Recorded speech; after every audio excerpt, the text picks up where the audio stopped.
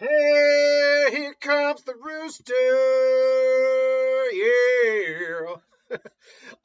It's weird. They had that song I think in the first trailer or like the first. I'm gonna again once again. I hate when this happens. I already have. I'm doing this of my webcam, so it's a little potato cammy, but now it gets a little better. Every once in a while, I just gotta give it a bit of a wipe. But yeah, they had that song in the trailer, and it made sense. Like that song worked, and I love that song. But then it's like in the second trailer, it's like, oh, we got rid of it. Okay, and it's not even in the movie. No, I think there's only like two songs I can think of in the movie. One's Pink Floyd. I can't remember which one it was, but it was a Pink Floyd song. And then there was a song in the beginning. But anyway, Black Phone 2. To rinse and repeat what I said in the theater reaction last night. Saw the original with my girlfriend, really liked it. It was a fresh take on horror, these concepts, a cool idea. Ethan Hawke was terrifying. And now we have the sequel, which I'm actually very surprised. I believe it does bring back the original cast. Ethan Hawke. I actually have the list right here. Ethan Hawke. Come on, Chameleon. Come on. Yeah, Ethan Hawke, Mason Thames. I believe that was the original actor who played him. I think that's him, Mason Thames. Just 17 years old, established himself as a Sada. I believe he was in the original. His sister, I believe, is the same actress, and their dad. Yep, he was the one. He was Finney in the original one. Yeah. His sister, I believe, is the same actress, and yeah, Madeline McGraw, and even their dad, Jeremy Davies, comes back. So they actually brought back the original cast, which I'm actually really impressed by. And Mason's been having a great. He was literally just Hiccup in the most recent version of How to Train Your Dragon, the live action version, which is the highest grossing of the series. So he's having a pretty good career right now. He was also in something else recently too. But I digress. So this, as you see in the trailer, I want to say it's like they said 3 years ago was when he killed the grabber. Because they make mention of the youth camp that they're at where this stuff is taking place at. And obviously Finn's been traumatized by the event. He gets in fights at school a lot. He's smoking a lot of pot, which in '82 was very illicit, was a very illegal activity. So, and his sister's having dreams, and they eventually say, we got to go to this camp, and they go to the camp, and the grabber is still around. He's now kind of bound to the camp, though. So it's them figuring out how he's back, why he's back, how he's back, what they're going to do about him, how they're going to beat him this time around. Okie dokie. What does this film do well? In fact, does this film do anything better than the original film did? Because it's definitely feels like a continuation of this franchise. And it also feels like a logical jump to this franchise. We already know spirits exists, it's prophetic dreams from the sister. So the idea that the killer from the previous one, even though he was killed, can come back as a spirit makes a lot of sense. So right there, their eternal logic is still, it works. The eternal logic works. It makes sense. I'll also say this: they actually are able to expand upon this idea, even though it's very Nightmare on Elm Street. They actually are able to expand on this idea a lot more, in a more interesting way than just making it, about he always, if you dream you die. What happens when you die in your dream? Time to find out. It's him being a Freddy Krueger. Because they do a cool thing. Hey, first off, when she's dreaming, you can tell she's dreaming. It's like grainy. It feels like it's on an old recorder. But we see that as long as she is dreaming, he doesn't just interact with her. She's interacting with the entire world. Like he can actually interact with the environment as a whole. He can in fact kill other people while she is dreaming. And hurt them and affect the environment as long as she's asleep. And in fact, he can kind of still do it even when she's not asleep, which I find a little difficult, or not difficult. I find a little odd. there's a scene involving him scaring like the counselor Armando, played by Dimon Bichir. Who anytime he shows up, I love him. He's just one of those guys who has a wisdom to him, like this a little bit of like this just but like a charm as well. Maybe it's the accent. He's just so dreamy. But no, like we see him kind of interacting as a spirit with him a little bit, but he can't seem to actually hurt anyone else unless someone's in the dream world, specifically her. Because that's how it kind of is, playing out. So I do like the internal logic with that and the kind of advance in the idea. The kind of what's the word I'm looking for here? The different play on the idea of the dream demon, if you will. Now there is a logic problem with that near the end of the movie, but it has nothing to do with the logic they set up for that. It has something to do with the writing and character choices a character makes. That being said, it's still able to provide some decent little thrills. I was kind of the only one in the theater, which I was like, oh, that sucks. But hopefully it'll do well this weekend. I mean, it is the Halloween season, so hopefully it'll do well. But it's not as, I don't want to say it's not as scary, because the original one was scary, but not in like a jump scare way. It really was a tension, atmosphere, performance thing. And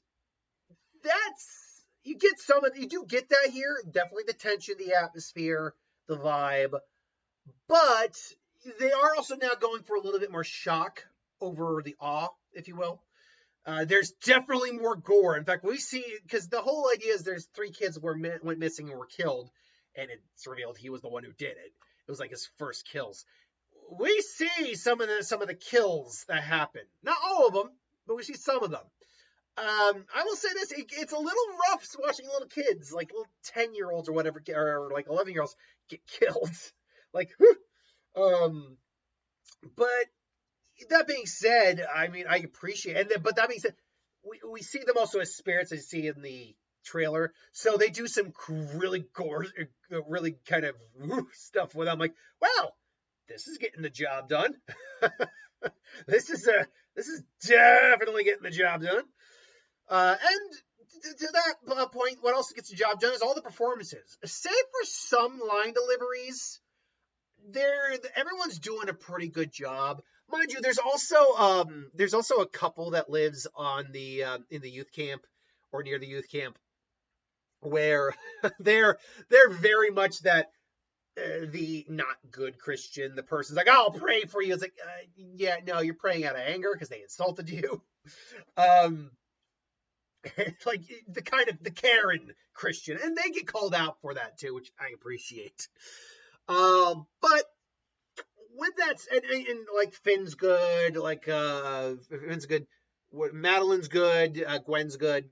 Like they're all good. The performances are good, and Ethan Hawke is still terrifying as this character. Now he's kind of not unhinged, unbound by conventional restraints. So yeah, that's he's definitely got some moments of being certainly creepy. I mean, he's always creepy. Like Ethan Hawke is great in this role, but he definitely gets a little bit more cartoony in some ways than he did in the original. But at the same time, he's also a bit more horrifying. It's an interesting little tightrope they walk. Where I will start to get into some complaints, though, is that characterization becomes a little bit of a problem. For example, we learned something in this movie involving someone from actually a previous movie. And I learned about it and like, okay, well, did you really need to connect that? I really don't understand why you needed to connect that. Is it because you didn't want her to feel bad about things later down the road, or character Gwen? I don't know. And then Gwen's character, honestly, I get that she's going through a terrible amount of shit in this movie. She's getting kicked around. She's getting cut. She's getting burned. She's getting thrown around. It's horrifying. But it's kind of the dream. She's because of her psychic ability, she's very much into like otherworldly stuff like dream stuff and all that. And at one point, she learns she can fight back in the dream. Great, wonderful. Okay, first of all, she's stubborn. They make a point of saying that, but she's stubborn in a way that I don't. I'm watching a scene at one point where she's trying to get information on the on the killings that happened, and she's with the two other Christians on the camp, the more difficult ones to deal with, and she just starts getting like foul mouth and starts swearing and like, I'm sorry, how do you think this is gonna help you find shit out here? Like, I get you're pissed off, but you are not having any sort of like straightforward thinking going on here, are you? But then she does something near the climax. It's for the finale, basically, where she falls asleep on purpose to confront the grabber. Okay, fine. They even point out, I fell asleep on accident. My ass, wake up! And okay, great, fine, confrontation, all good. Except we learn early on when he first interacts with them, he can interact with the real world while the person he's targeting is asleep. He can hurt people in the real world and by all accounts kill them while they're asleep. Why would you do this on a frozen lake where all the people he could hurt are? Because he nearly kills 4 people in this scene. And there's a couple other people, but 4 other people in this thing nearly die because she decided, all right, I'm going to fall asleep on purpose while we're here. Oh, yeah, by the way, yeah, I forgot about that. I forgot, you're okay, you're going to be okay, right? Like, oh my God. Was that such a dumb, now granted, I can at least maybe see the mindset from a storytelling perspective, from a character writing perspective, because she is only a teenager. I think she's like 15 at this point, whereas Finn's like 18, something like that. So, teenagers always aren't the most aware things. Like, all right, I'm going to take you on. And then she probably forgot, oh yeah, there are people here. Oh shit. Like, I just saw that as such like a freaking bad move. Like, I'm like, wait, what? No, don't do this. So there are minor like writing issues like that in my head, and really in my mind, and really they're not that bad. They're not that egregious. They're just kind of annoying. Yeah, I'm really spitballing here for what we can do. Now, I will say also, because it's the whole dream logic, and because of the fact too we see that there is the Nightmare on Elm Street kind of logic of bringing something into the real world. My assumption, and this is just a minor spoiler, is that they were going to bring him into the real world by waking her up and her holding on to him. They don't go that route. I will give them the credit. They don't go that route. I don't want to say the route they go, but they won't go that route. Or they don't go that route. So, I mean, overall, is this as good as the original? Probably not. I mean, I'd say it maybe goes almost neck and neck with the original because it is a different type of movie in a similar vein. Or I guess the better way to put it is it's a similar movie but in a different style, almost a different genre, if you will. So yeah, honestly, it's kind of like they took this exact same story from the first one and turned it into a different genre of horror. Instead of the serial killer with a little supernatural angle, it's now the supernatural serial killer angle, straight out. So overall, I like the film. I enjoyed it. Do I think it's as good as the original? It's about roughly on par. It's not better. I'll definitely say it's not better than the original.